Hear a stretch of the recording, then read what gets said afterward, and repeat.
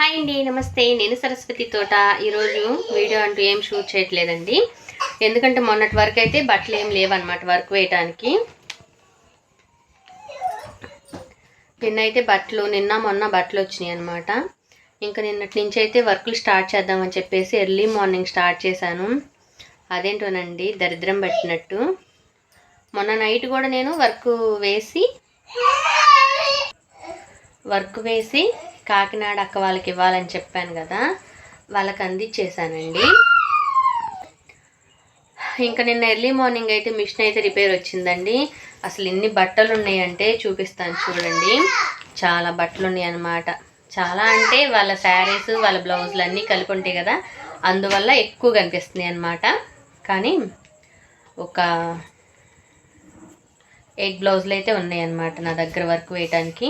కానీ ఉషా 550 అయితే రిపేర్ వచ్చిందండి. ఇంక ఈరోజు మార్నింగ్ నేను పిల్లల్ని స్కూల్కి రెడీ చేసి పనులన్నీ ఎర్లీగా కంప్లీట్ చేసుకున్నాను. ఎర్లీగా కంప్లీట్ చేసుకొని ఇంకా పల్ నీడిల్ మిషన్ దగ్గరికి వెళ్ళి ఒక కస్టమర్ బ్లౌజ్ అయితే వేశానండి.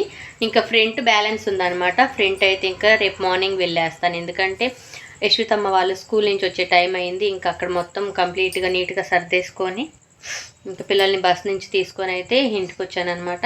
ఇంటికి వచ్చిన దగ్గర నుంచి పనులన్నీ సరిపోతాయి కదండి. పిల్లలకి వంట చేసి పెట్టడం, వాళ్ళకి స్నానాలు చేయించడం, ఇల్లు నీట్ చేసుకోవటం, ఇవన్నీ ఉంటాయి కదా. కొన్ని పనులు అయితే బట్టలు మడత పెడతాం, అలాంటివి అయితే చేయలేదండి. కుర్చీలో పెట్టి పక్కన పెట్టేశాను అనమాట. రెస్ట్ లేక అసలు కుర్చీలో కూర్చొని నిద్రపోతున్నానండి వర్కులు వేసే టైంలో. మనం కష్టపడి పనిచేసిన దానికన్నా కూడా మనసుకు తీసుకునేది ఉంటుంది చూసారా, స్ట్రెస్ అనేది, అది ఎక్కువగా మనల్ని కుంగతీసిద్ది అనమాట. ఈరోజు వీడియో అయితే ప్రస్తుతానికి ఏమీ షూట్ చేయట్లేదు. బట్టలు అయితే వర్కులు కొన్నాయి, మిషన్ అయితే రిపేర్ పెట్టింది. టోల్ ఫ్రీ నెంబర్కి అయితే కాల్ చేశాము. నాకు తెలిసిన సిస్టర్ వాళ్ళకి కూడా సేమ్ ప్రాబ్లం వచ్చిందండి.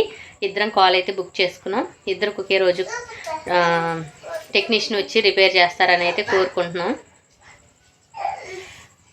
వీడియో అయితే ఇంతటితో సమాప్తం. బాయ్.